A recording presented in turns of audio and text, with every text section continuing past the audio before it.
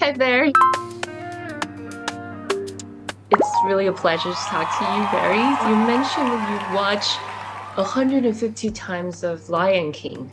Why was the original piece so resonate to your personal Yeah, feelings? I watched it that many times because I was using it. I was babysitting, and so you just put on a movie to get them sort of like pay attention and calm down. But The Lion Mhm. King is so great that I realized I began watching it with them, and you realize that as children, they're experiencing these very complex emotions. Just thought it was a very powerful magic trick. Was there a specific reference, such as a real wildlife behavior, that was your artistic inspiration? Yeah, Mainly playing it was the wild.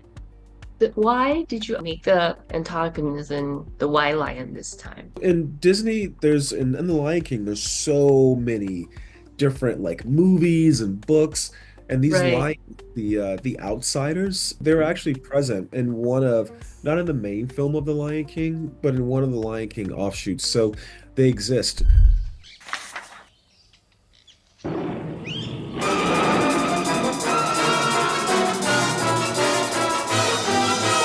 The reason why they were drawn that way in the animated sort of like I think it's the animated television show, it's because you have to be Mhm. able to tell them apart, from the main characters. And so doing that with color, was a really interesting thing. We found that in real life, these lions, they have this genetic mutation, and so they're born with Mm, albinism. They're like these albino okay. lions. And we thought it was really interesting because people are superstitious of these lions. And Oh, there's even been some movies, some feature films that have been made about them. One of them starred John Connie, who plays the adult Rafiki in our right. film. And he said that typically, because of superstition, people try to hunt these albino lions because they're meant to bring bad Ooh. luck. Oh, it's Yeah, a meaning of bad luck. yeah. I thought Well, they were beautiful. in certain places, on the Mhm. continent. And we thought, wouldn't it be interesting if that was turned again, working from these outsiders, as they are named, in the sort of the Lion King lore and the Lion King legacy? What if, as opposed to just like with Taka and Mufasa, they have Right. essentially the same parents, but one gets good parenting and one gets bad parenting, and so that sets them on Hmm. different paths.